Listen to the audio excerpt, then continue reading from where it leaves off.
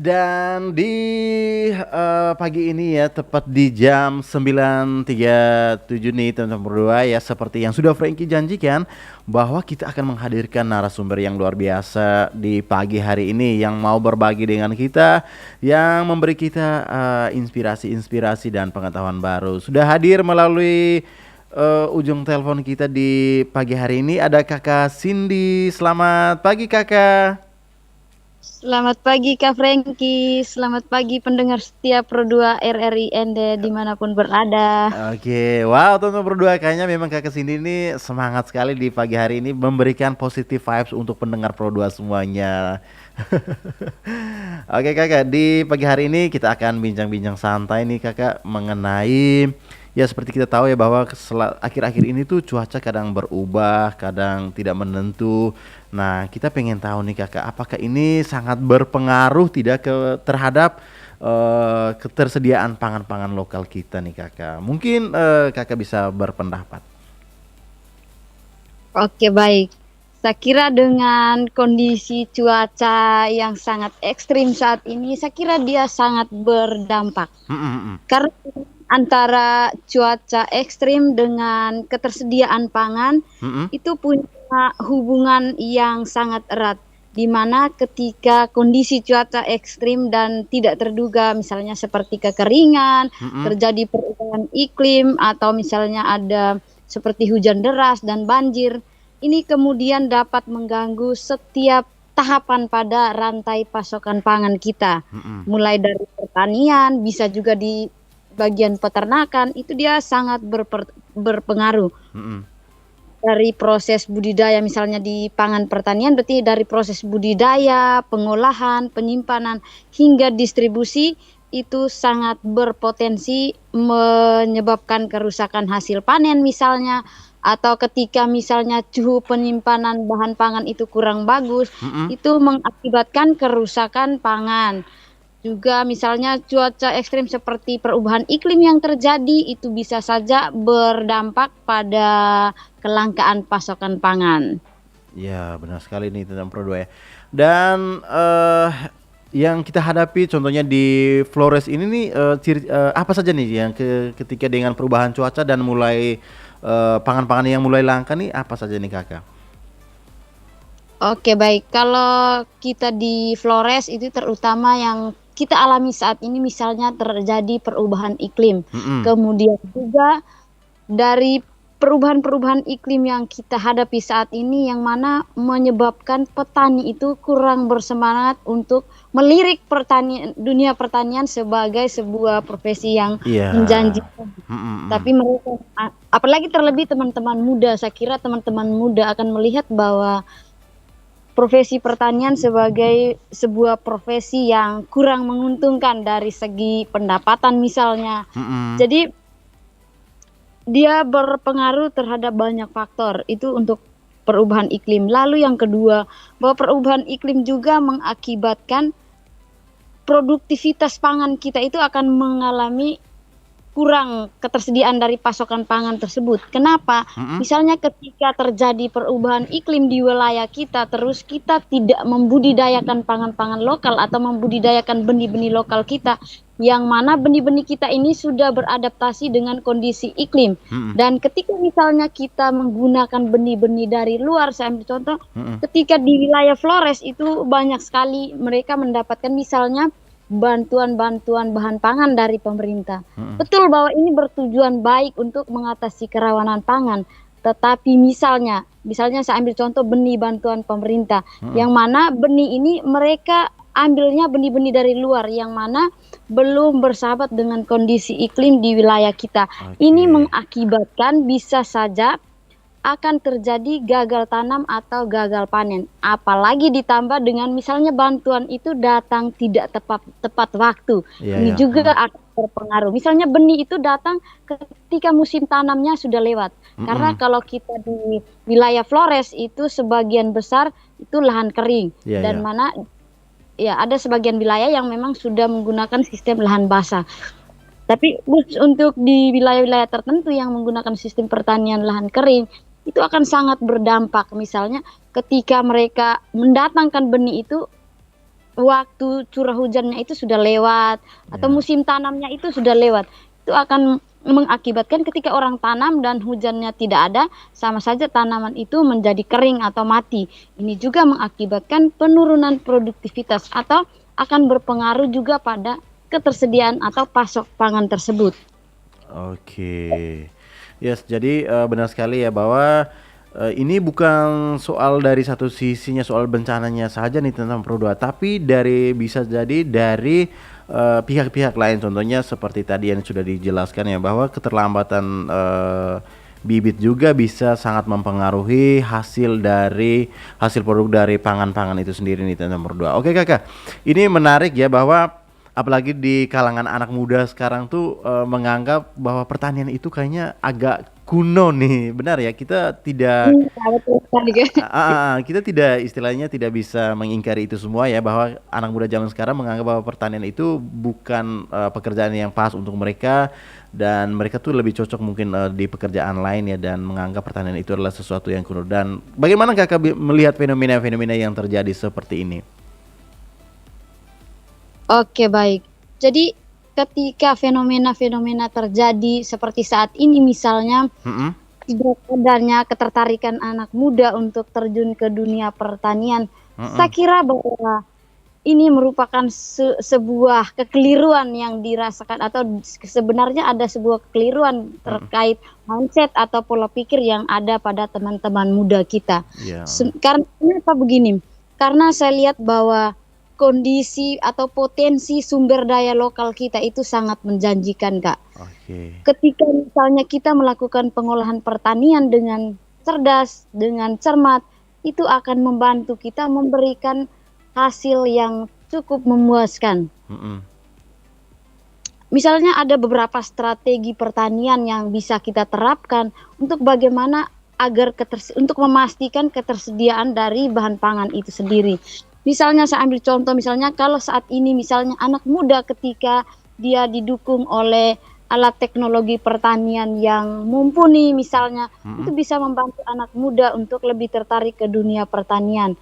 Ditambah lagi misalnya ketika seorang anak muda itu punya niat, punya semangat untuk mengembangkan sistem pertanian yang baik, misalnya kalau saat ini lagi viralnya dengan konteks masalah perubahan iklim, itu ada istilah climate smart agriculture atau sebuah pertanian yang cerdas iklim. Iya ya. Di mana kita dapat mengelola lahan pertanian kita dengan menerapkan teknik-teknik pertanian yang cerdas iklim.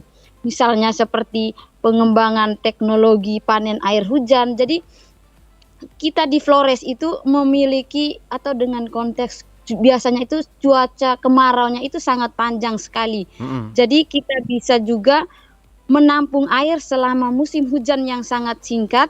Kemudian air hujan ini bisa kita gunakan untuk mengairi lahan-lahan pertanian kita. Oke, benar sekali ya tentang Pro 2 ya. Memang tidak dipungkiri anak muda itu dibanjiri dengan teknologi-teknologi yang sangat masif ya. Dan bisa juga hal ini kita terapkan dalam dunia pertanian, pengelolaan lahan dan sebagainya. Memang benar sekali ya kata kakak tadi. Oke kakak, ini seru sekali dan sangat menarik ya. Tapi kita harus break dulu sebentar karena kita akan kembali ya teman-teman Pro 2 setelah yang satu ini. Cuaca panas sekali, gerah, nyalain AC ah. A few moments later. Lah, kok tiba-tiba hujan? Aduh, jemuranku.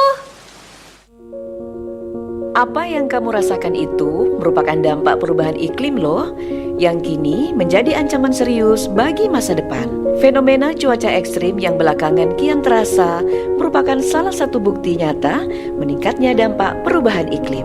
Kamu bisa mencegah perubahan iklim dengan mengurangi penggunaan kendaraan pribadi, mengurangi penggunaan plastik dan menerapkan 3R, reduce, reuse, recycle, melakukan penghijauan, menghemat pemakaian listrik, dan bertransformasi ke energi hijau. Ayo kita selamatkan bumi, mulai dari diri kita sendiri.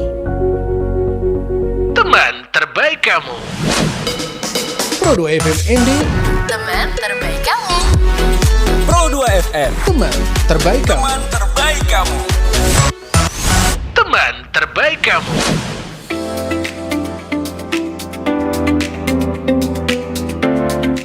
Back again di 92,2 FM ya teman Pro 2 ya, masih di obrolan sepadah, masih dengan Kakak Cindy nih. Tadi sudah sangat luar biasa ya memaparkan bagaimana cuaca lingkungan, iklim, perubahan iklim dan juga kontribusi anak muda di dunia pertanian nih. Ini sangat menarik nih Kakak. Tadi sorry nih mungkin kita terjeda, tadi ada yang terpotong sedikit ya Kakak ya. Aman-aman. Ya, kalau kita di wilayah Flores ini pada umumnya ini bahan pangan lokal apa nih yang istilahnya paling bertahan ketika terjadinya perubahan iklim nih Kakak? Oke, baik. Jadi saya kira bahwa kita di Flores itu punya pangan lokal yang sangat berlimpah dan sangat beragam. Misalnya pangan yang sangat adaptif atau sangat cocok dengan kondisi iklim di wilayah kita, misalnya jagung lokal atau tanam benih-benih padi lokal yang ada di wilayah kita. Terus ada juga jawawut, sorghum dan beraneka ragam jenis umbi-umbian dan kacang-kacangan, Kak.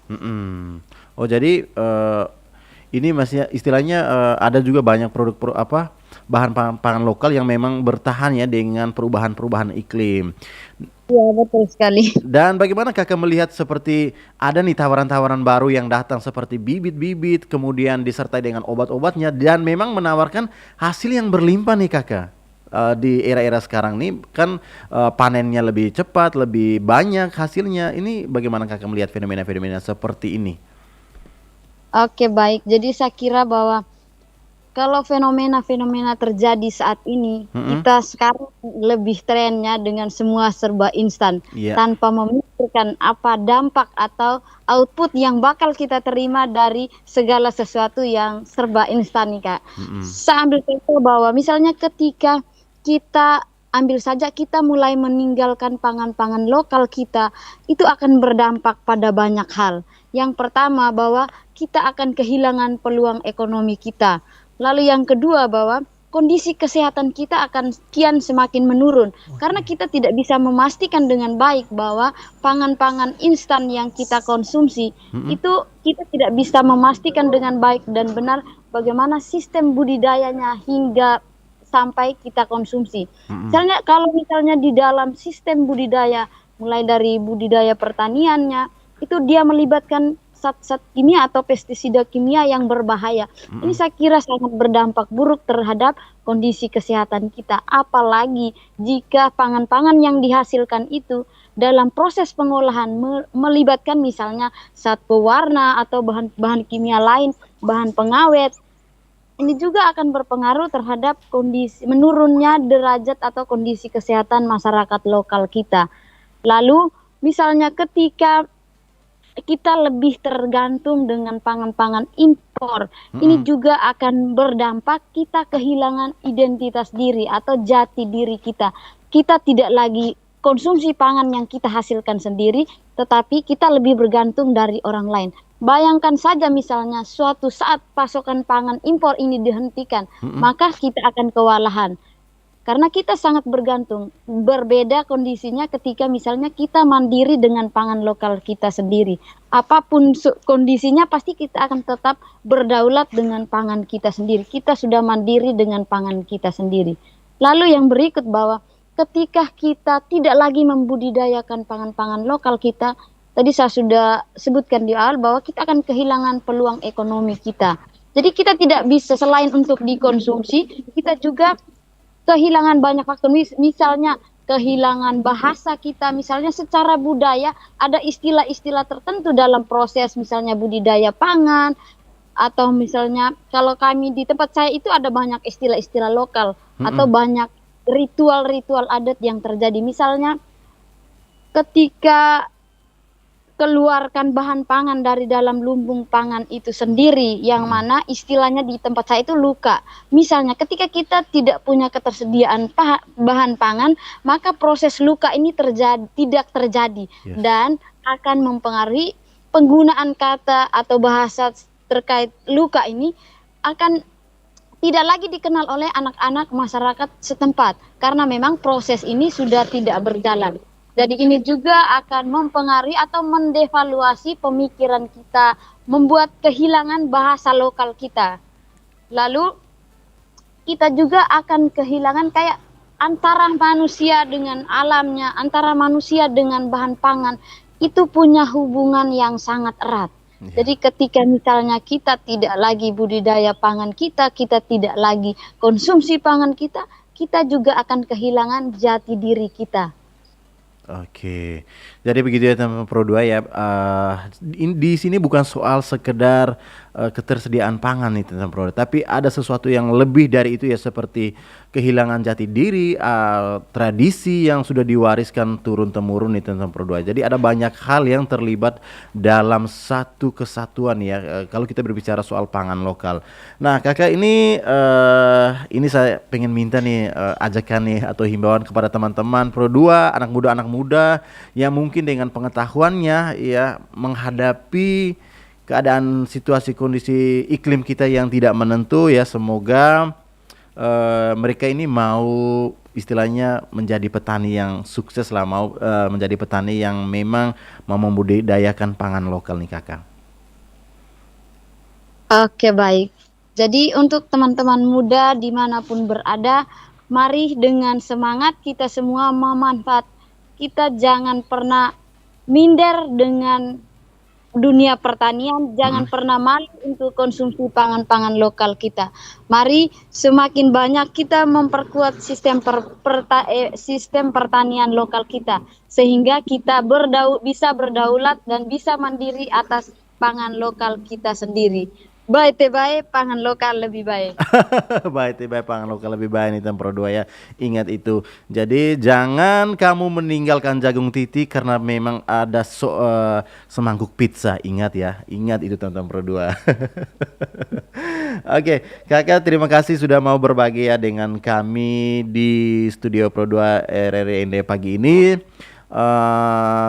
Pokoknya semangat terus kakak dengan semua aktivitas yang kakak jalankan, sehat terus dan sukses terus kakak. Oke, selamat pagi, terima kasih. Oke teman Pro 2 ya, itu dia obrolan singkat kita di pagi hari ini ya. Obrolan dengan kakak Cindy Soge ya teman Pro 2 ya. Semoga bisa menginspirasi anak muda yang luar biasa ya. Anak muda yang mau terjun ke dunia pertanian. Yes, karena saya yakin ya, kita semua yakin bahwa anak muda itu tidak malas ya, tapi mereka belum menemukan passionnya di dunia pertanian. Oke teman Pro 2 ya, sekaligus Franky harus pamit undur diri dari ruang dengar Anda. Thank you yang sudah stay dari jam 5 pagi sampai di jam 10 ini. Dan sesaat lagi kamu akan mengikuti Santai Siang dengan partner saya tentunya. Siapa dia? Spesial nih nanti saya, nanti kejutan nih teman-teman Pro 2. Jadi teman-teman Pro 2 ya, Franky harus pamit undur diri dari ruang dengar Anda dan see you in the next day part and bye-bye.